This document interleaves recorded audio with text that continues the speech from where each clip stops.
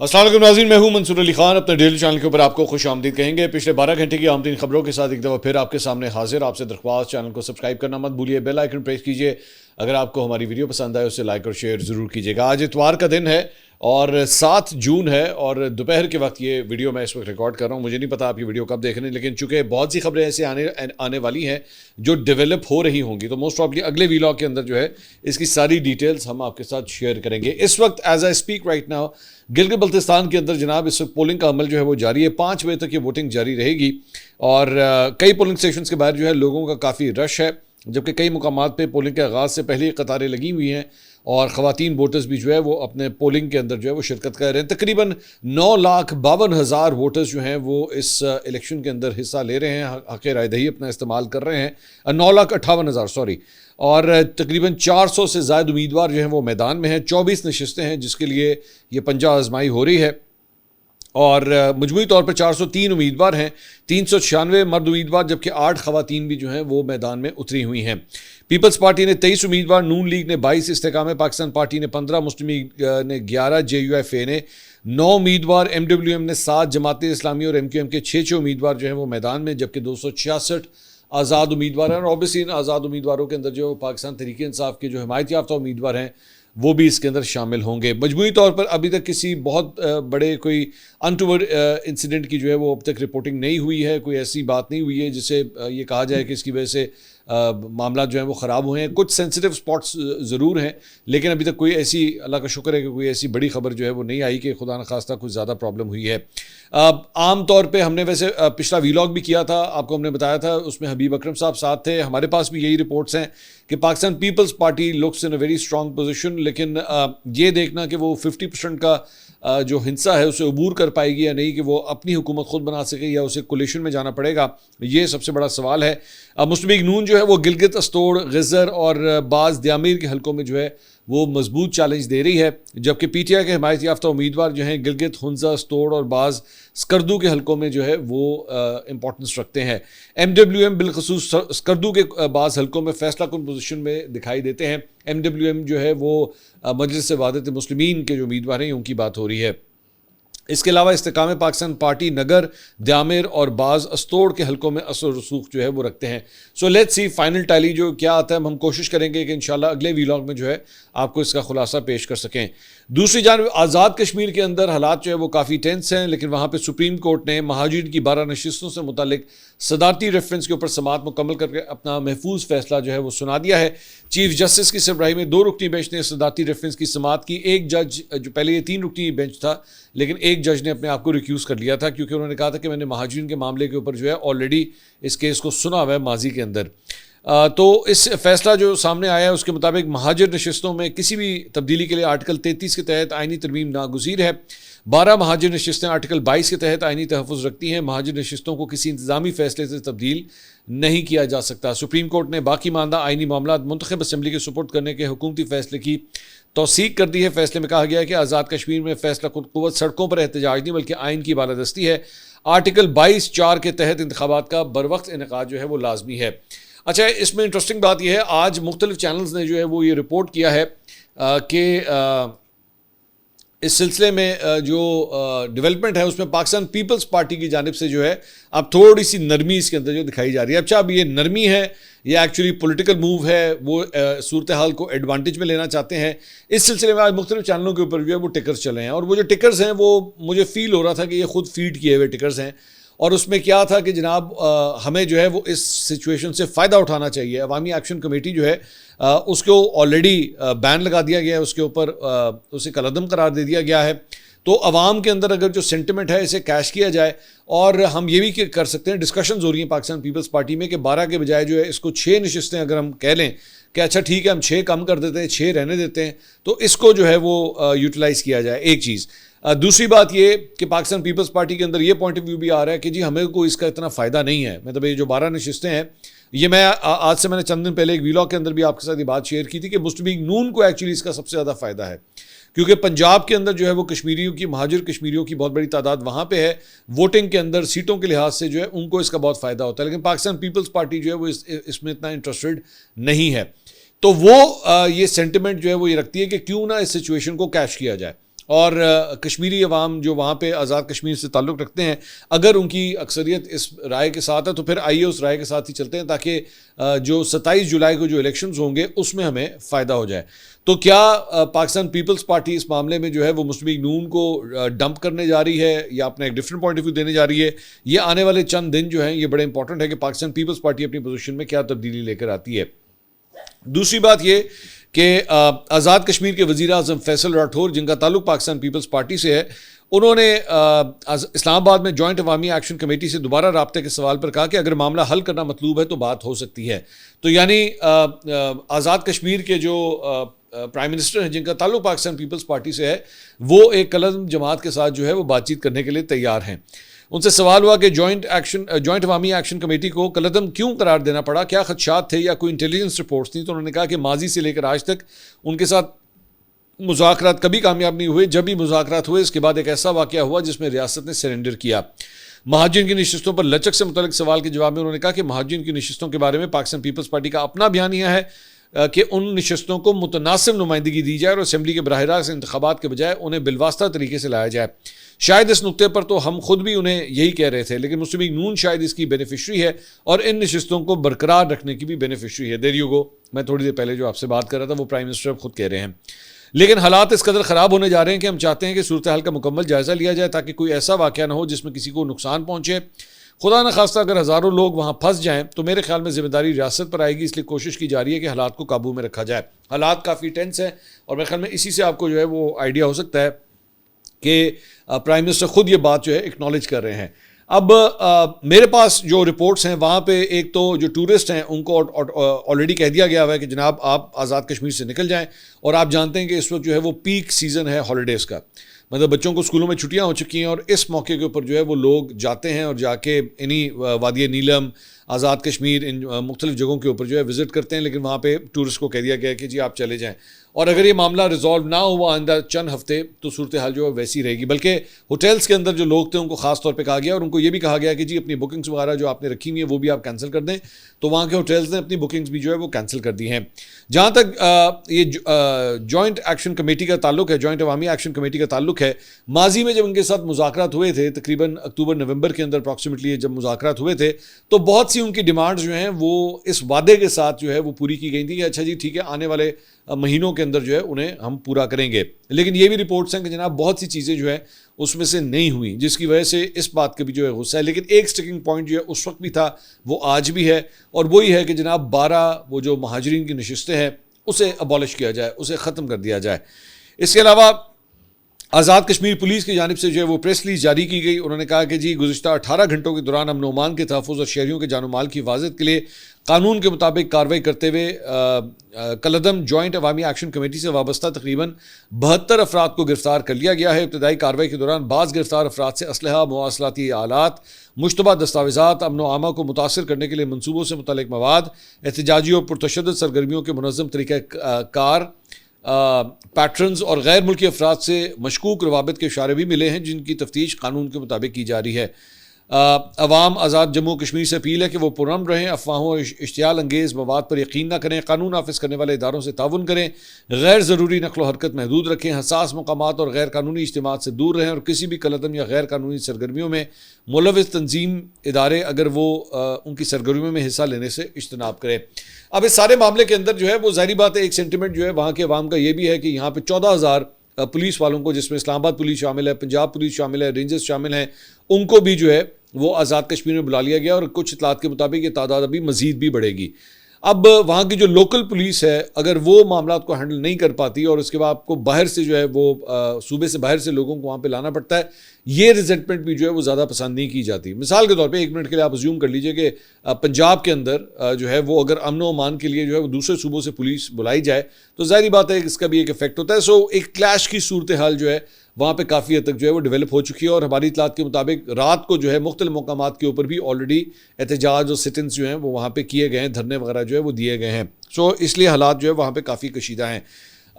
अवामी action committee के account से जो है वो ट्वीट हुआ कि 7 जून मुजफ्फराबाद जम्मू कश्मीर अवामी एक्शन कमेटी की कॉल पर मुकम्मल लॉकडाउन जो है वो किया जाएगा। और आज आप जानते हैं कि 7 जून है। एजाज सैयद सीनियर जर्नलिस्ट हैं, उन्होंने ट्वीट किया, उन्होंने आज़ाद कश्मीर में जॉइंट अवामी एक्शन कमेटी अगर गद्दार थी तो पिछले साल पूरी वफाकी हुकूमत ने उसके साथ मुआहदा क्यों किया। मुआहदे के निकात पर 3 माह में अमल का वादा किया मगर 8 माह तक उन पर अमल दरामद न किया गया। कमेटी ने एहतजाज का अल्टीमेटम दिया तो उसे दहशतगर्द करार दे दिया। जिस अफलातून ने इस कमेटी को दहशतगर्द करार देने का फैसला किया उसने कश्मीरियों के दिल में हमारे लिए नफरत का बीज बोया है। इसका फौरी अवामी ख्वाहिशात के मुताबिक सदेबाब करें या फिर एक तवील सरदर्दी के लिए तैयार रहें।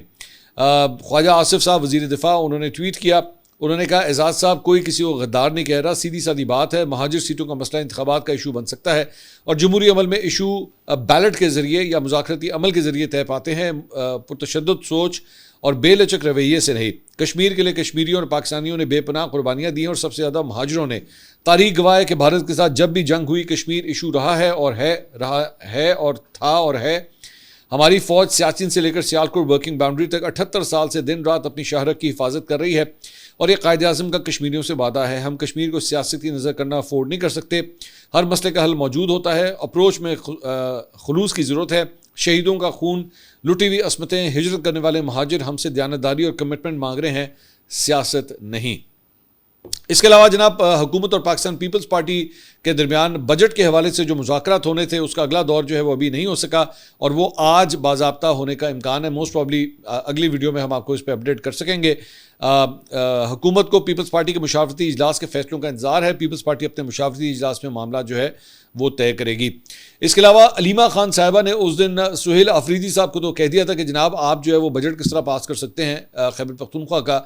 इमरान खान साहब से मुलाकात के ऊपर जो है वो पहले आप प्रेस करें और अगर ये मुलाकात नहीं होती तो आप बजट जो है वो पास नहीं करेंगे। लेकिन अब एक्सप्रेस ने ये रिपोर्ट किया है कि जनाब ऑलरेडी खैबर पख्तूनख्वा हुकूमत जो है बजट पास करने की तैयारी कर रही है और 15 जून को जो है ये बजट पेश किए जाने का इम्कान है। हुकूमत की जानिब से असेंबली सेक्रेटेरिएट को आगाह कर दिया गया है और ये बजट इजलास जो है वो 15 दिन यानी कि 30 जून तक जो है वो जारी रहेगा। इसके अलावा जनाब अदाकारा मोमना इकबाल उनको हरासा करने और जान से मारने की धमकियां देने के मामले पर लीगी MPA साकिब चद्दड़ का NCCI से जमा कराया गया बयान जो है वो मंजर आम के ऊपर आ गया है। लाहौर न्यूज़ ने इसे रिपोर्ट किया है। साकिब चद्दड़ ने अपने बयान में कहा है कि मोमना इकबाल मेरी बीवी को तलाक लेने पर उकसाती रही। साकिब चद्दड़ ने अपने बयान में कहा कि मोमना इकबाल से 2020 में मुलाकात हुई, जल्द करीबी ताल्लुकात कायम हो गए। मोमना के साथ अंदरून और बैरून मुल्क मुतादद सफ़र किए, तमाम अखराजात खुद बर्दाश्त किए। मोमना इकबाल और अहल खाना ने साहब का शादी और तलाक की मालूमात छुपाई, इल्म होने पर शादी से इनकार किया। उन्होंने कहा कि अगस्त 2025 में मोमना इकबाल से ताल्लुकात ख़त्म कर दिए। मोमना इकबाल की बहन रिमशा इकबाल ने ब्लैकमेलिंग के जरिए 10,000 ऑस्ट्रेलियन डॉलर वसूल किए। रिमशा इकबाल की यूनिवर्सिटी फ़ीस 13,000 ऑस्ट्रेलियन डॉलर अदा की। मोमना इकबाल के अकाउंट में मुख्तलिफ अवकात में 83 लाख रुपये मुंतकिल किए। उन्होंने अपने बयान में मजीद कहा कि मोमना इकबाल के मोबाइल में बहुत सी तस्वीर और वीडियोज़ मौजूद हैं। मशकूक अफराद ने वीडियोज़ और तस्वीर वायरल करने की धमकियाँ दी। मोमना इकबाल और रिमशा इकबाल को तस्वीर और वीडियो शेयर करने से रोकने का कहा। मोमना इकबाल को मेरे शादीशुदा होने का मुकम्मल इल्म था। CDR भी मौजूद है। उन्होंने कहा कि NCCI और पुलिस को दी गई दरख्वास्त में तजादात और गलत बयानी है। मोमना इकबाल के शौहर हमजा ने जान से मारने की धमकियाँ दी। चिन्योट में FIR दर्ज है। मोमना इकबाल की दरख्वास्त झूठी और बेबुनियाद है।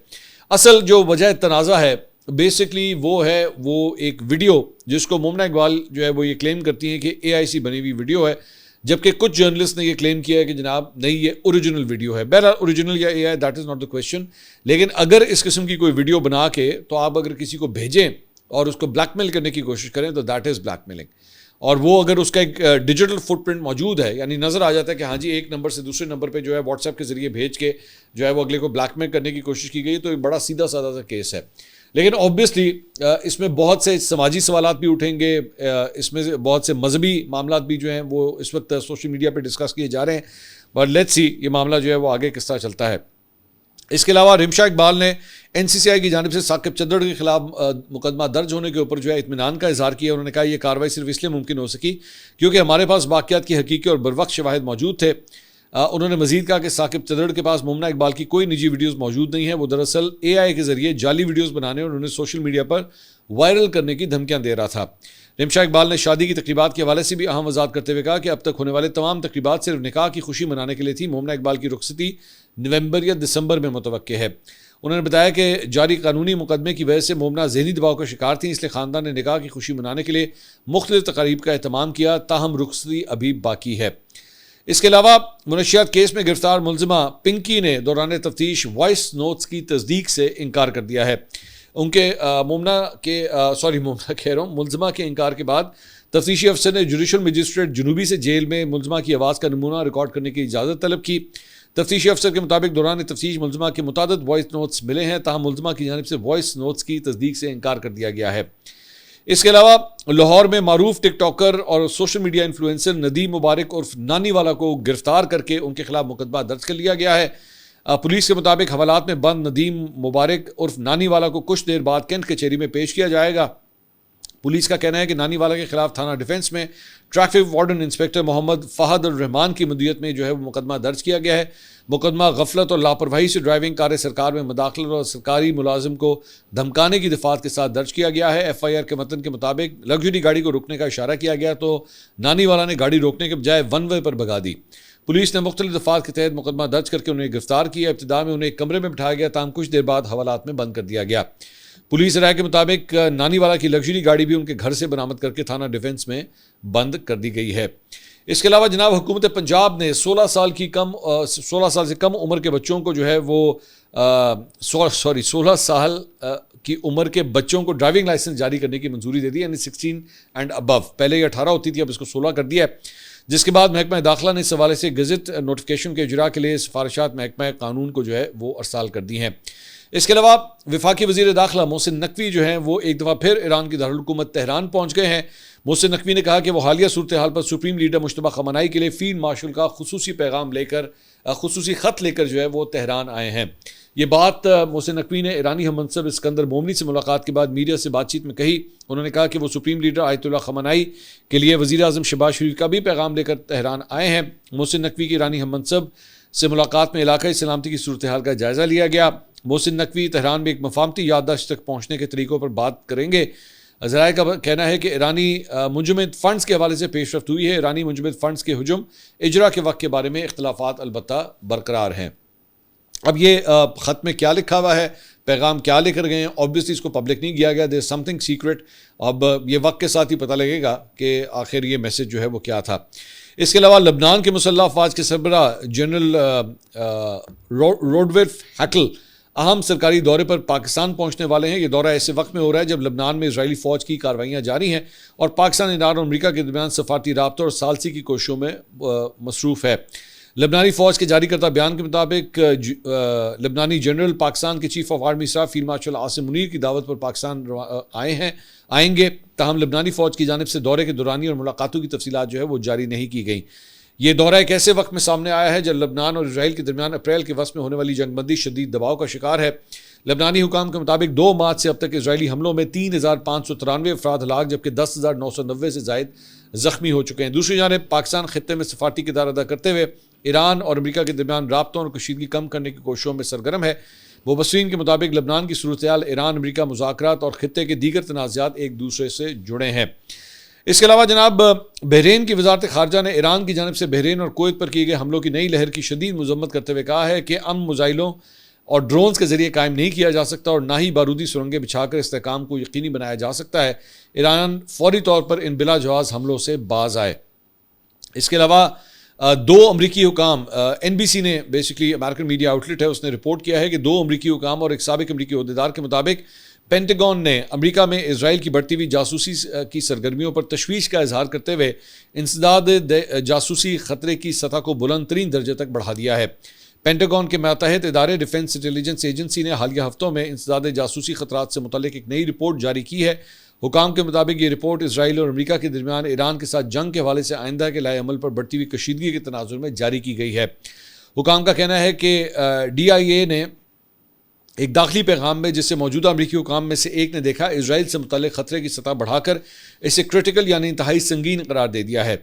हुकाम ने बताया कि ये दर्जाबंदी पेंटागन के अंदर उन खदशात की बुनियाद पर की गई कि इजराइल अमरीकी आला हुकाम की निगरानी के लिए ख़ास कोशिश कर रहा है ताकि ट्रंप इंतज़ामिया की मशरिक़ वस्ता के तनाज़ात से मुतल्लिक़ अंदरूनी मुशावरत और फ़ैसला साजी के बारे में मालूमात जो है वो हासिल की जा सकें। इसके अलावा ईरान में हुकूमत का तख्ता उलटने में नाकामी पर इजराइल की खुफिया एजेंसी मुसाद के नए सरबराह रोमन गफमैन ने अपने नायब को जबरी बरतरफ कर दिया है। गफमैन ने मंगल ही को मुसाद की सरबराही संभाली है। इससे पहले मुसाद की इंटरनेशनल रिलेशंस ब्रांच के सरबराह को अचानक पीर को इस्तीफ़ा देना पड़ गया था और इम्कान जाहिर किया जा रहा है कि मुसाद के मजीद कई अफसरों को भी इस्तीफ़ा देना पड़ सकता है। मुसाद के नायब सरबरा को पिछले साल सैकड़ों खुफिया एजेंटों की टीम और 1 अरब शक्ल दिए गए थे, मगर वो ईरानी हुकूमत का तख्ता उलटने में नाकाम रहे। ये नताइज नाकाबिल कबूल करार दिए गए। ताहम मुसाद के डायरेक्टर गफमन की जानिब से अवाम के लिए जारी बयान में अपने नायब की 22 बरस की खिदमात को सराहा गया है।